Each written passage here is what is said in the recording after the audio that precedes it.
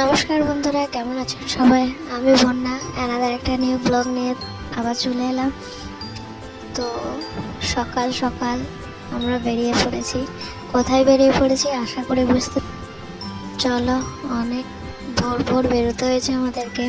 আমরা বাসে করে যাব, তো তার জন্য আমাদেরকে বাস ধরতে হয়েছে প্রথমে। চলো, আমরা এখন বাসে করে রওনা দিয়ে ফেলেছি। আর তারপর আমরা আলাদা একটা বাস স্ট্যান্ডে নামবো। তো বাস স্ট্যান্ডে নেমে বাসের জন্য অপেক্ষা করছি। আকাশ পুরো মেঘলা, বাস এখনও আসেনি। যাই হোক, বাস এসে গেল। আমরা বাসের মধ্যে চেপে পড়লাম। আর আমরা বর্ধমান আরামবাগ টু দীঘা এসবিএসটি করে গিয়েছিলাম। তো চলো, অনেকক্ষণ অপেক্ষার পর ফাইনালি আমরা দীঘায় পৌঁছালাম। মানে আশা করি বুঝতে পেরে গেছো দীঘার গেটটা দেখে।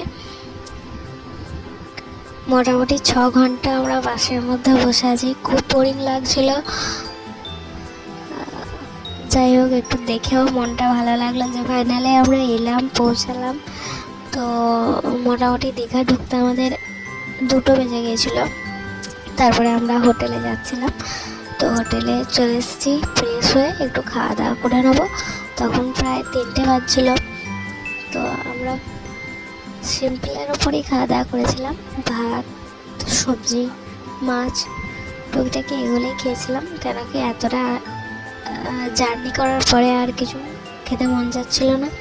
তো চলো, বিকালে আমরা একটু সমুদ্রের ধারে চলে এলাম, একটু সমুদ্রকে প্রদর্শন করতে।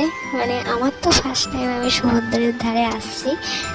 আর কে কে গেছো সমুদ্রে, আর কার কার সমুদ্র খুব ভালো লাগে অবশ্যই কমেন্ট করে জানিও। তো আমরা সমুদ্রের ধার থেকে একটু সন্ধ্যা করে আবার বেরিয়ে এলাম। বেরিয়ে আসার পর আমরা প্রথমেই চলে গিয়েছিলাম জাহাজ বাড়ি দেখতে।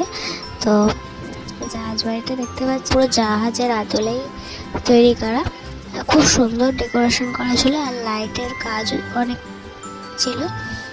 তো জাহাজ বাড়িতে প্রবেশ মূল্য কোনো কিছু নেই।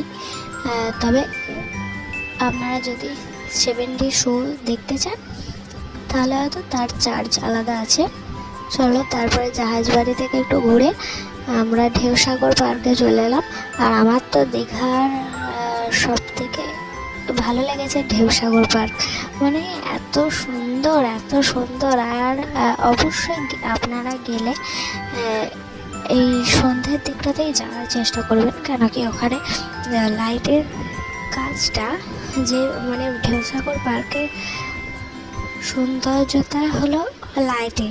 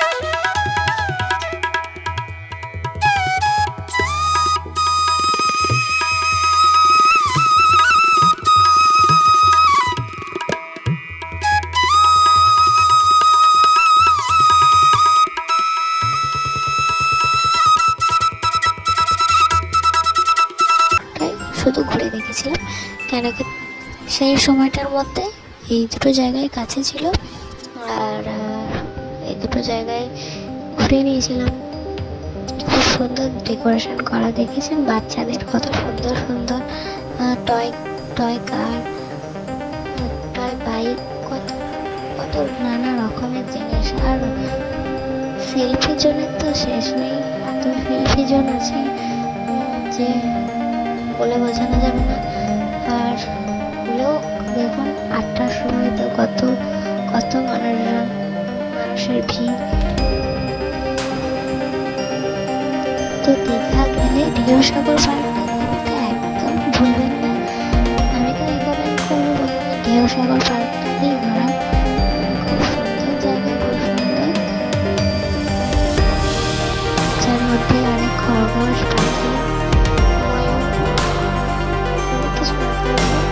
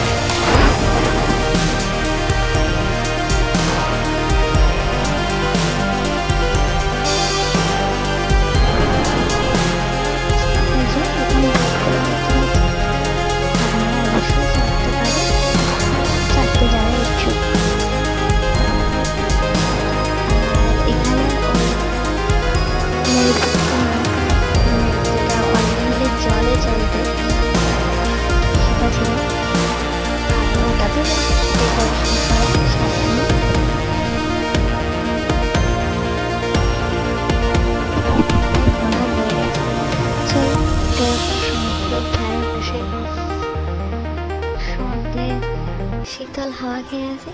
দেখতে পাচ্ছেন রাতে মানে ঢেউগুলো কত বড় বড়, মানে এত গর্জন করছিল, মনে হচ্ছিল যেন বিদ্যুতের গর্জন, মেঘের গর্জন।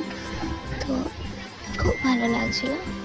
আমরা ঢেউসাগর পার্ক থেকে বসে বসে উপভোগ করছিলাম। আজ ছিল দীঘার ডে 1 ট্যুর। চলো ডে 2টা কন্টিনিউ করতে থাকো। ডে 2-এ আরও বড় ধামাকা আসছে। চলো এরপর আমরা হোটেলে ফিরে যাব। ভিডিওটা ভালো লাগলে সাবস্ক্রাইব করতে একদম ভুলবেন না। ভিডিওটা ভালো লাগলে অবশ্যই লাইক, শেয়ার এবং সাবস্ক্রাইব করে দেবেন। আর বেল আইকনটা বাজাতে একদম ভুলবেন না কিন্তু। নমস্কার।